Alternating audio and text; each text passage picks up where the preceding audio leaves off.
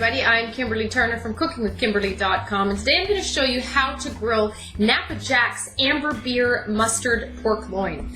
So we're going to do this on the grill. I have my grill preheating on high, and then we're going to turn it down and we're going to kind of roast it in our grill, okay? Well, I'm starting with nearly a 2 kilogram pork loin roast. This is half of the one that I got in the big package, okay? So I cut them in half because they're much more manageable and they're still gonna feed you for a couple of days or a nice big dinner party.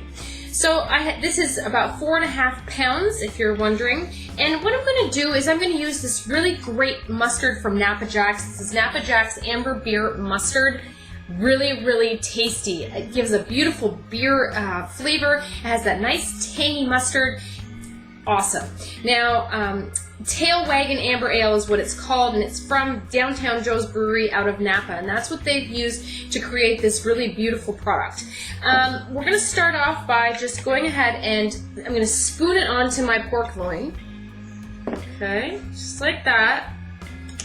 And then I'm going to use a brush and just kind of make sure that everything is coated. Be as generous as you like. This is just going to be flavor. It's going to kind of help create somewhat of a crust. It's going to kind of keep things moist as well as flavorful. Beautiful. Now you're probably wondering about the other side. Don't worry about that. We're going to finish that off on the grill once we put this on there. All right. Gorgeous. Now I'm going to season it very simply. I'm using some freshly ground pepper. It's nothing like freshly grinding your spices. Now you could roast this in your oven as well. Preheat the oven to about 375 degrees to start. And I'm using this really great Napa Jack's Napa Valley Rub. This is so tasty. It's got all kinds of gorgeous things in here already mixed up for you. And boy, does it really capture a lot of flavor. Nice and savory taste. So it says there's spices including chili pepper, garlic, tomato, sea salt, sun-dried tomato, lemon peel, and you really can see all these gorgeous colors here. Awesome. Smells so good. All right, so I'm going to go ahead and just sprinkle that on my pork loin. There we go. Good. All right, so we're going to bring this all outside. And we're going to throw it on the grill, and I'm going to show you you're going to do the exact same thing while this is on the grill on the other side. You're going to baste it up with the mustard, put some spices on, and we're going to get things going. I'm also going to add just a little bit of brown sugar because boy does that ever taste good on there. Pork and brown sugar like a match made in heaven. So go ahead and put that on there. Just sprinkle a little bit of it. You don't want it to get too browned and burnt on here either. Now I've preheated my grill on a nice high heat. I'm turning down this middle burner completely off.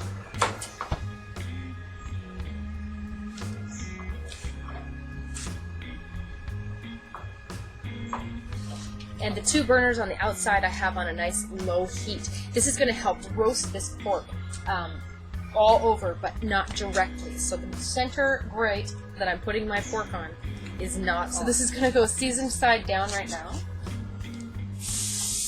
And you want it to sound like it's sizzling right now. That is going to cool down really quickly though. Close it up, and then I'm going to wash my hands and show you how to get this finished. You want to keep as much of the heat inside this grill as possible, so minimal opening and closing is really essential. Alright, so let's get going. We're going to do the same thing we did on the first side. Just go ahead and get some mustard on there. Baste that all over. Beautiful. Some brown sugar.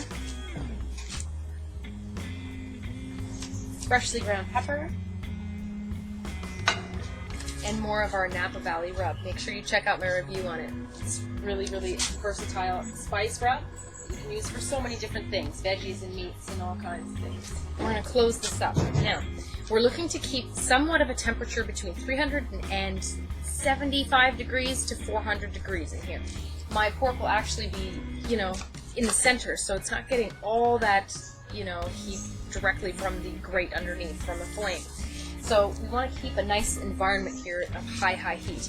This is going to take a little while to roast, so a good hour, hour and a half, 2 hours possibly, depending on how high a heat and how large your pork loin is. Your pork loin's going to take between 15 to 17 minutes a pound. I like to have my temperature gauge on my grill a little bit higher because I think it doesn't read all the way properly than it would in the oven. So I'm keeping it around 375 to 400, but if yours is very accurate, you can go ahead and put it on about 325 degrees on your grill in direct heat. Okay, so we'll see you in you know, I don't know, maybe 30 minutes. I'll come see it and see if we'll flip it over then. All right? Don't open your grill. All right, my grill is maintaining a nice heat around 375, and it's about halfway through the cooking time. I'm going to just flip it over and let it finish grilling, roasting on the grill. Oh, it looks beautiful. It's all browned up. The spices are all beautifully crisped on there. Well, let's flip it over. Fantastic. Close back up. And finish cooking until it's about 145 to 165 degrees internal. Once you take it off the grill, it will raise in heat at least another 5 degrees. Okay, so depending upon the doneness that you're looking for, that's what you're looking for. All right, my thermometer is reading 155 degrees. It's going to raise another 5 after I take it off of the grill. So that's what we're going to do. It's ready to go. It looks beautiful. It smells amazing. Off the grill it comes. Woo-wee. Beautiful. It looks amazing. So we're going to let this rest for a good 5 minutes. Let's take it inside and cover it up. This roast looks phenomenal. Let's cover it up with a loose piece of aluminum foil for 5 minutes and let it rest. You're going to notice that as it's resting, it's going to raise another 5 degrees about to 160 degrees, which is the safe internal temperature for pork of any kind. So there you go. We are going to eat in maybe 10 minutes or so. We'll get this sliced up in about 5. All right, this has been sitting for a good 5 minutes. Take out our thermometer now as well. You don't want to do it beforehand because you're going to lose all that beautiful juice that you're trying to keep in there that keep your meat moist and tender and juicy. This gorgeous piece of meat. And now you're just going to slice it. I kind of try and slice it on a bias a little bit. What moist, juicy, flavorful meat. Look at this. Gorgeous. You can just see the moisture in it. Oh boy. Crispy, crunchy outside. This crispy, crunchy crust. So delicious. Boy.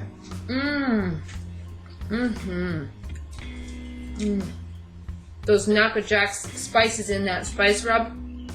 You can taste that beautiful rosemary in there. Beautiful meat. Beautiful meat. Perfect.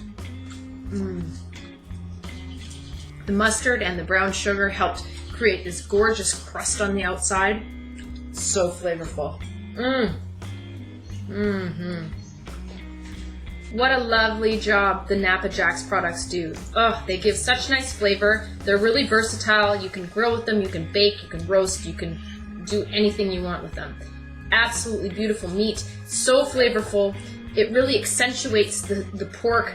That little bit of sweetness from the brown sugar that you added is optional, but it is so tasty in there.